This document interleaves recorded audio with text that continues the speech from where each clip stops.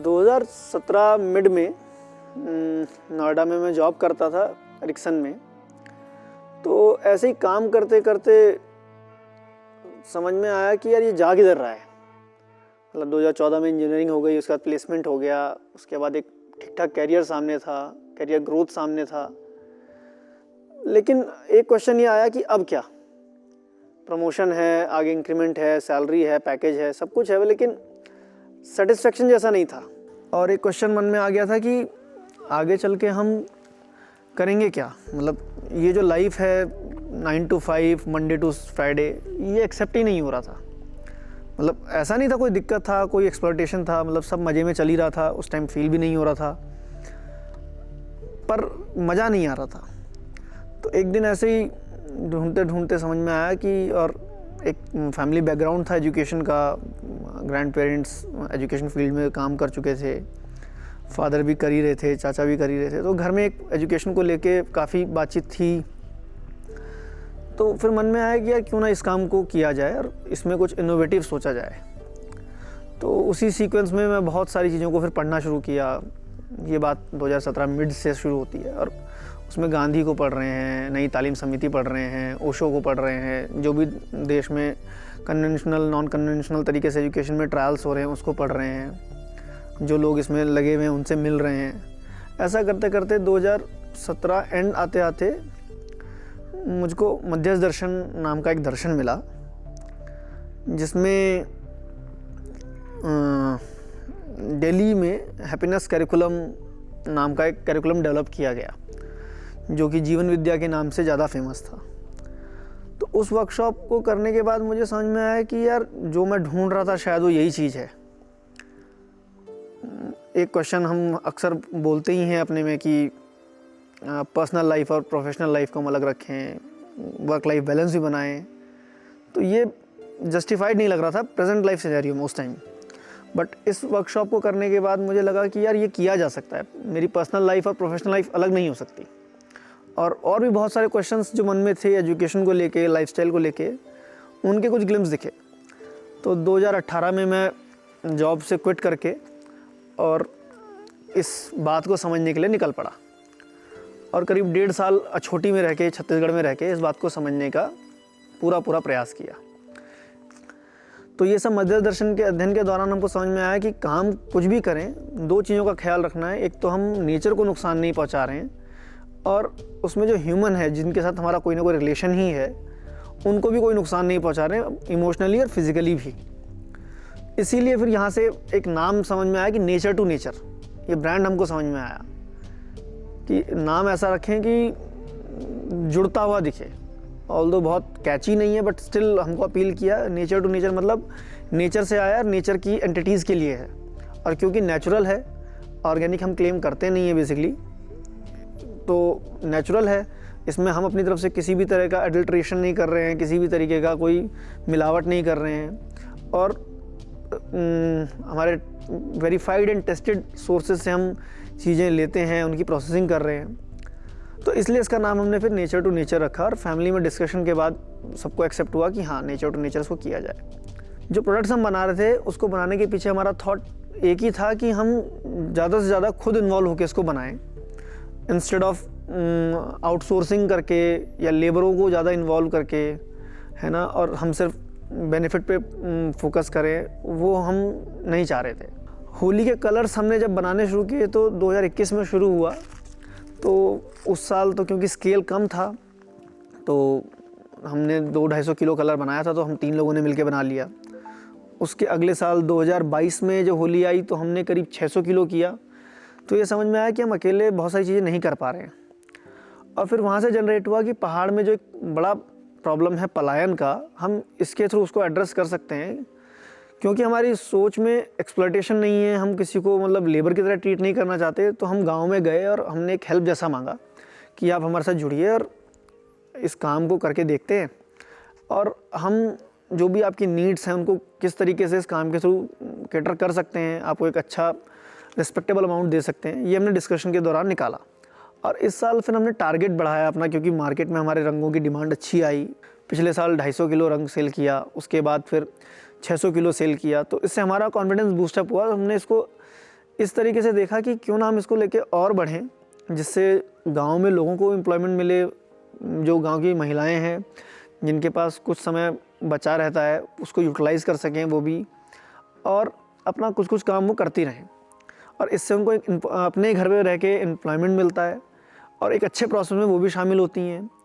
हम भी एक बड़े गोल के लिए फ्री हो पाते हैं, क्योंकि इस काम को आगे ले जाने के लिए जिस तरह का एक टाइम चाहिए वो हमको मिल पाता है।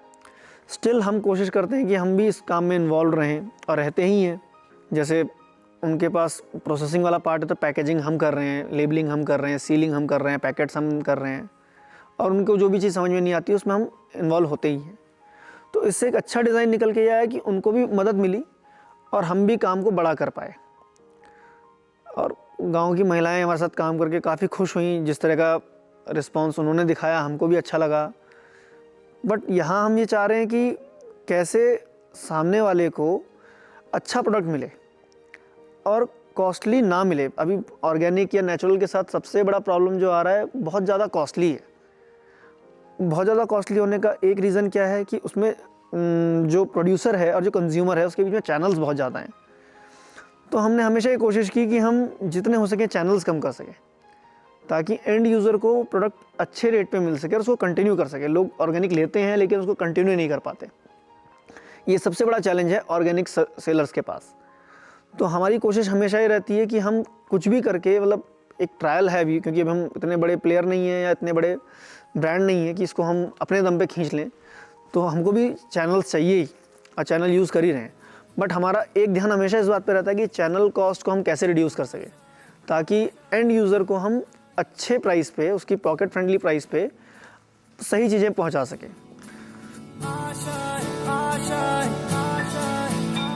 कुछ पाने की हो आस आस, कोई अरमा हो जो खास खास आशाएं, हर कोशिश में हो बार बार, करे दरियाओं को आर पार आशाएं, तूफानों को चीर के मंजिलों को। मेरा नाम शीला है, मैं ग्राम काटल से हूँ। मैं होली का रंग बनाने आ रही हूँ यहाँ पे, और इस रंग बनाने में बहुत अच्छा लग रहा है। ये अरारोट से बन रहा है। मेरा नाम दीपा है, मैं ग्राम काटल से, और ये हम जो बना रहे हैं ये होली का रंग है, और ये रंग बन रहा है अरारोट और चुकंदर के रस से। ये रंग पिंक कलर बन रहा है इस टाइम। पिंक से अलावा हम और भी कलर बना रहे हैं, जैसे कि पीला रंग है वो हमने हल्दी से बनाया, और ऑरेंज रंग है वो हमने हल्दी और चूना से, खाने वाला चूना, उससे बनाया अरारोट के साथ मिला के। और भी कलर हैं जो हमने ऐसे ही मतलब प्राकृतिक चीज़ों से बनाया, जो कि नुकसानदायक कोई भी चीज़ नहीं है।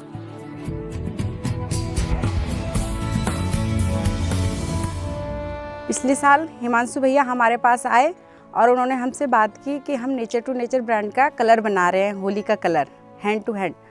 तो उन्होंने हमसे मदद मांगी है कि हमें भी थोड़ा बहुत मदद दे दीजिए और अपना काम करते हुए हमारे पास भी थोड़ा सा काम कर लीजिए। तो स्टार्टिंग में तो हमें थोड़ा सा मुश्किल लगा, लेकिन बाद में अब हमको आसानी हुई, अच्छा लगा कि हम होली का कलर बना रहे हैं। और इस साल पिछले साल हमने बनाया कलर, खुद ही बनाया हम लोगों ने। इस साल हमने अपने समूह से और लेडीज़ों से, मतलब और बहनों से भी मदद ली, और अब हम 4-5 मिलकर बहनें तो होली का कलर बना रहे हैं नेचर टू नेचर ब्रांड के लिए। तो हमें लगा कि हमें इससे कोई दिक्कत नहीं होती ऐसे, जो कि कलर अन्य कलर से हमने सुना है कि केमिकल वाले कलर से किसी के नाक में प्रॉब्लम, किसी के गले में दिक्कत, ऐसे कुछ प्रॉब्लम्स आ जाती हैं।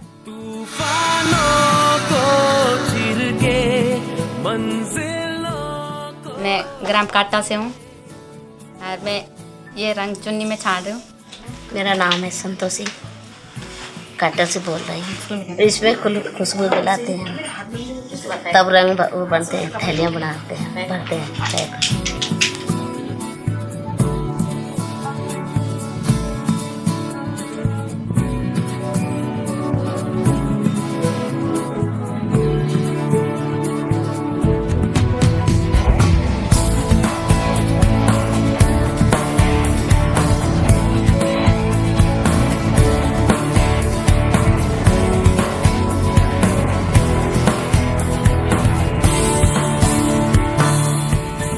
नमस्कार, मेरा नाम इंदु बहुगुना है और मैं डिमर गांव में रहती हूँ। जो भोगपुर से 4 किलोमीटर आगे है, इठारना रोड पे।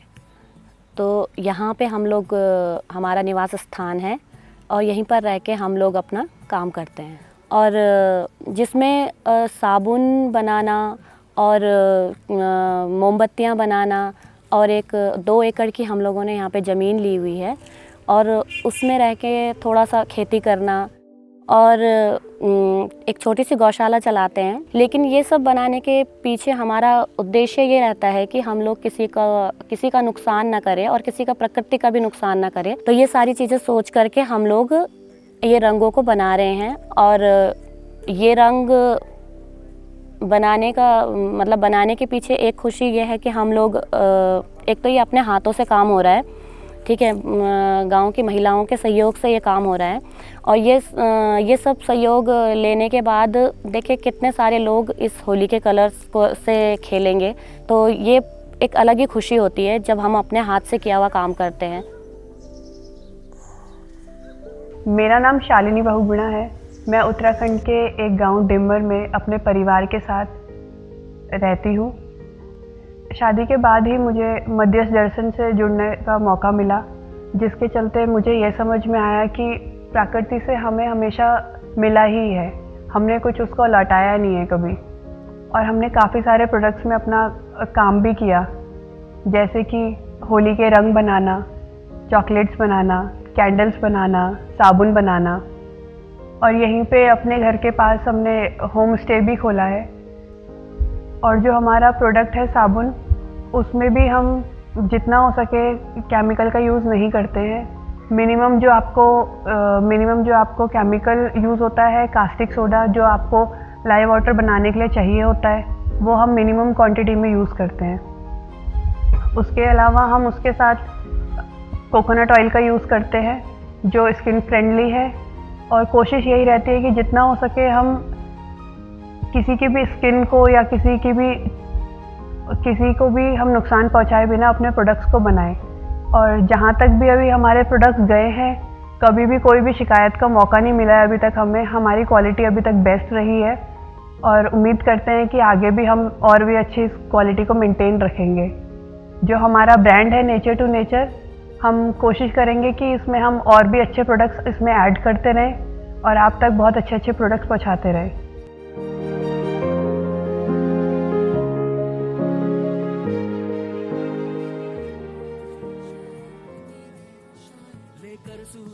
जो हमारा ब्रांड है नेचर टू नेचर, हम कोशिश करेंगे कि इसमें हम और भी अच्छे प्रोडक्ट्स इसमें ऐड करते रहें और आप तक बहुत अच्छे अच्छे प्रोडक्ट्स पहुंचाते रहें। तो ये एक अलग ही खुशी होती है जब हम अपने हाथ से किया हुआ काम करते हैं। धन्यवाद।